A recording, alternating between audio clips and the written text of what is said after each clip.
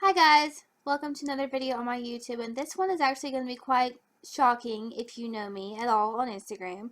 You know I'm obsessed with Harry Potter. Well, there's a secret. I've never really, truly, honestly set up anything on Pottermore. Like I've never really been sorted into a proper house. So I'm going to be doing that today.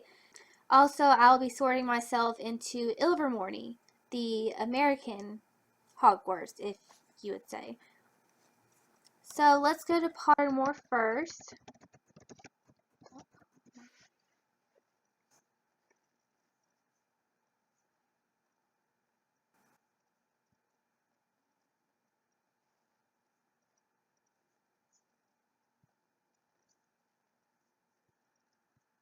Welcome to Pottermore.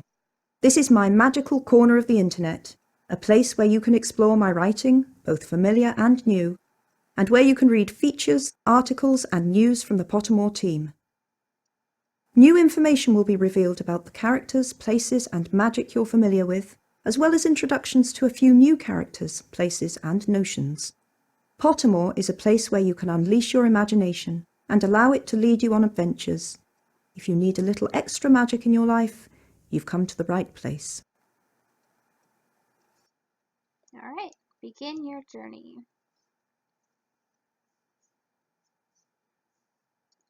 Let's see. Sorting. This might be the right place.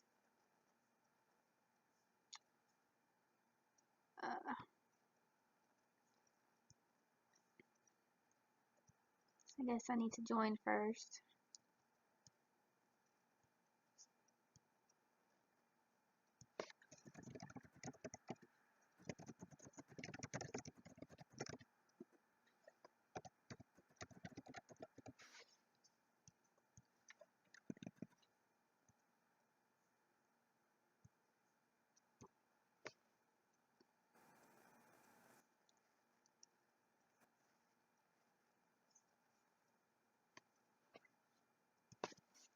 Going to verify my email address. I'll just do it from my phone.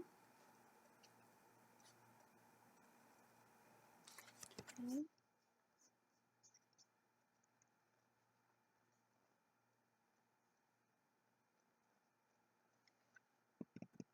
Alright. Oh, I can discover my wand. Alright, let's do the wand first. Discover your wand.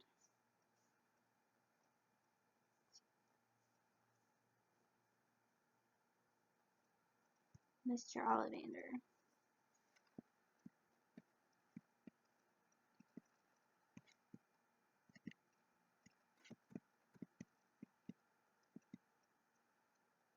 The family of Ollivander has long been associated with the mysterious profession of wandcraft. It is said that the name means "he who owns the olive wand," which suggests that the original Ollivander arrived in Britain from a Mediterranean country, olive trees not being native to the UK. Mr. Ollivander himself believes that his earliest forebears in this country arrived with the Romans and set up stall, subsequently shop, to sell to ancient British wizards whose wands were crude of construction and unreliable in performance. Mr. Ollivander is arguably the finest maker of wands in the world, and many foreigners travel to London to purchase one of his wands in preference to those on offer in their native lands. Mr. Ollivander grew up in the family business, in which he showed precocious talent.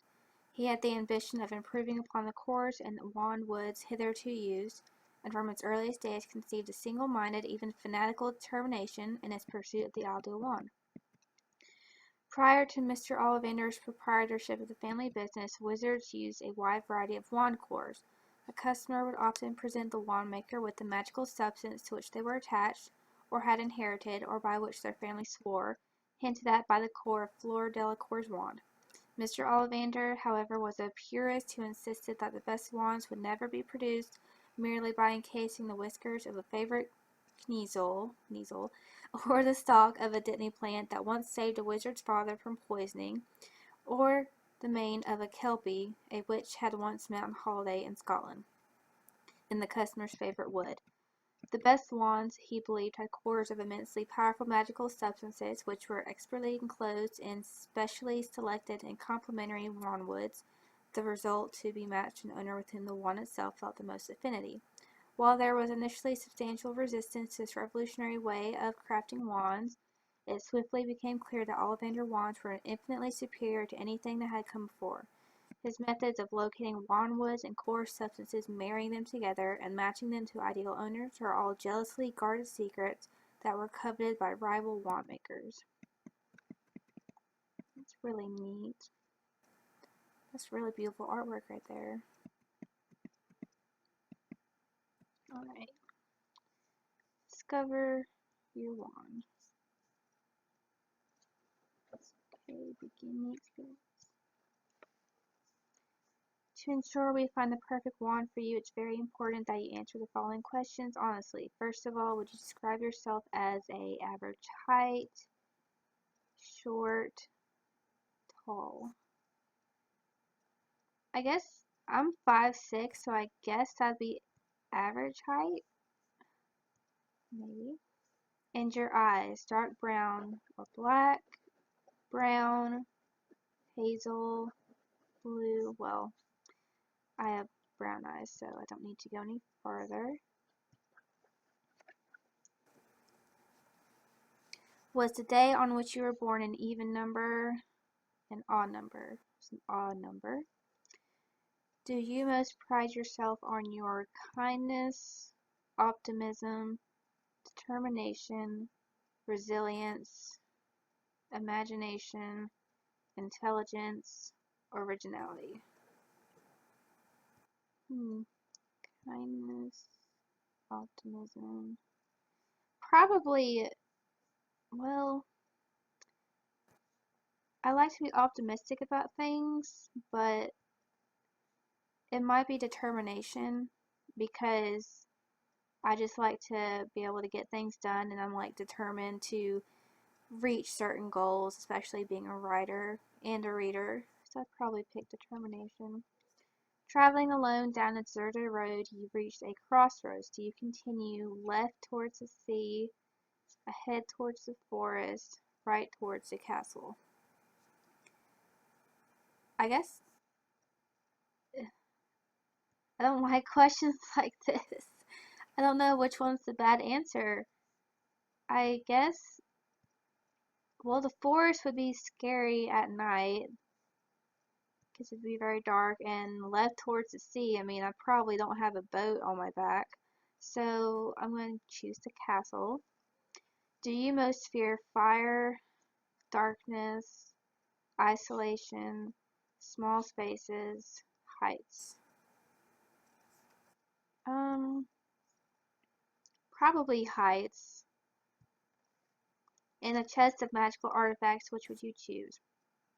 Ornate mirror, dusty bottle, golden key, silver dagger, bound scroll, glittering jewel, black glove.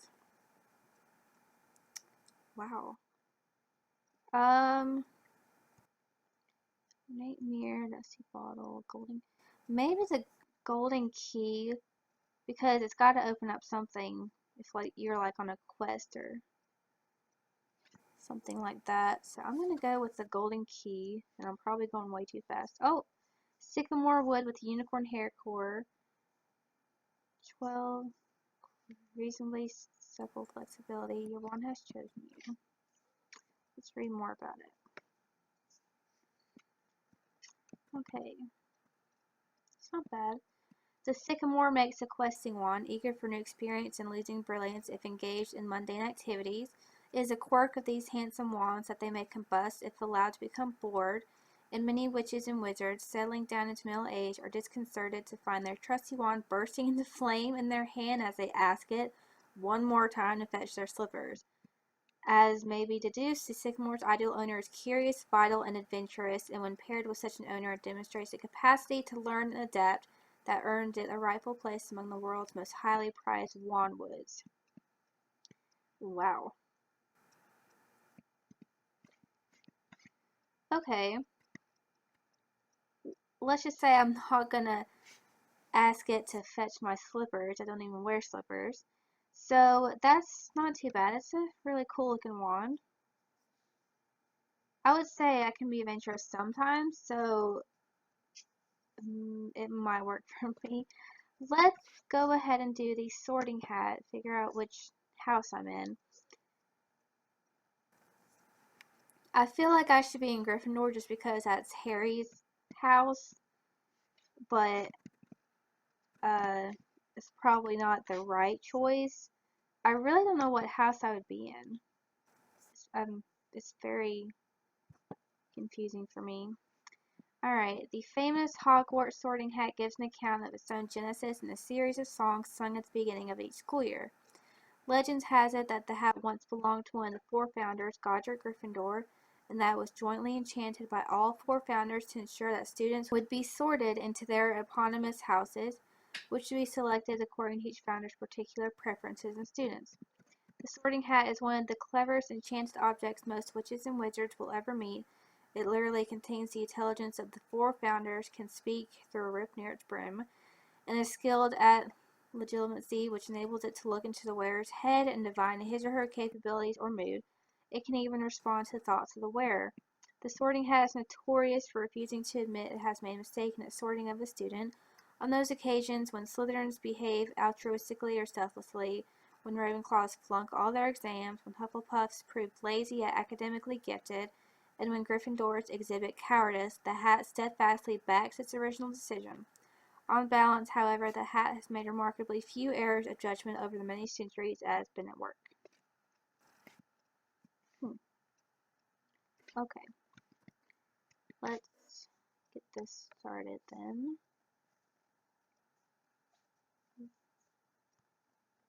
Okay. Forest or river?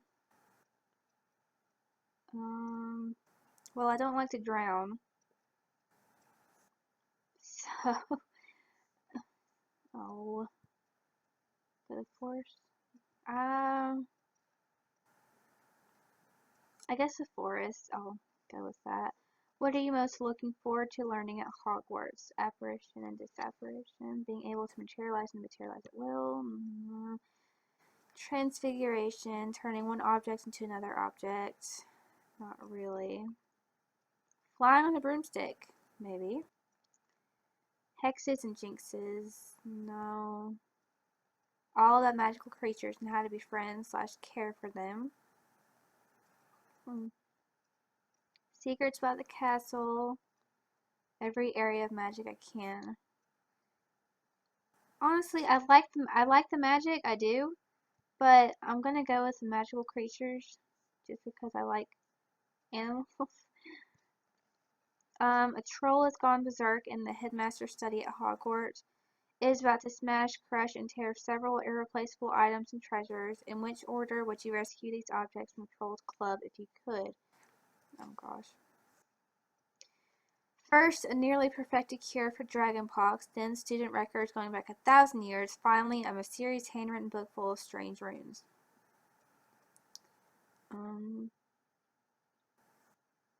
Well, student records going back 1,000 years, then the strange runes, then the dragonpox.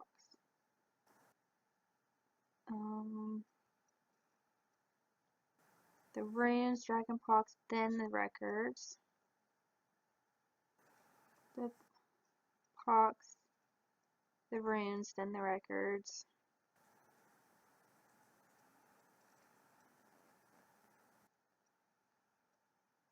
The records, pox, and the runes. Okay, the runes are probably going to be last.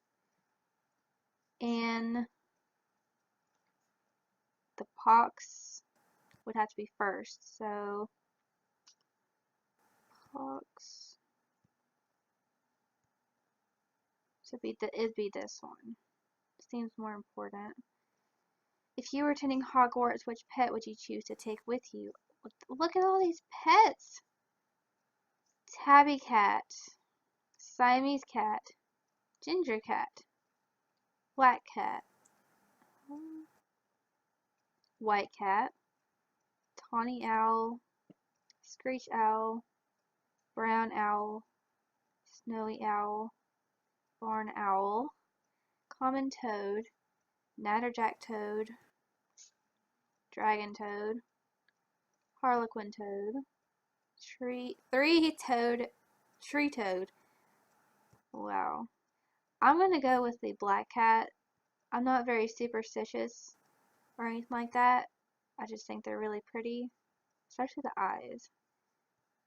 Okay. Given the choice, would you rather invent a potion that would guarantee you love, glory, wisdom, power? Power would be definitely dangerous, so that's a no. Wisdom, I think if your headmaster's Dumbledore, you can get wisdom anyway. Glory, love. If a potion guaranteed you love, it wouldn't be real love, I don't think. So, glory. I don't know. I guess wisdom would be the best choice. Which nightmare would frighten you the most? Staying on top of something very high and realizing suddenly that there are no hand or footholds, nor any barrier to stop you falling. Oh. An eye at the keyhole of the dark windowless room in which you are locked. Nah. Waking up to find that neither your friends nor your family have any idea who you are. Being forced to speak in such a silly voice that hardly anyone can understand you and everyone laughs at you. Wow. I'm gonna go with this one because that's definitely frightening. I can deal with the heights, but not this. I don't want anybody to forget me, especially my friends or family. You enter an enchanted garden. What would you be most curious to examine first? The silver leaf tree bearing golden apples. The fat red toadstools that appear to be talking to each other. The bubbling pool in the depths of which something luminous is swirling. The statue of an old wizard with a strangely twinkling eye.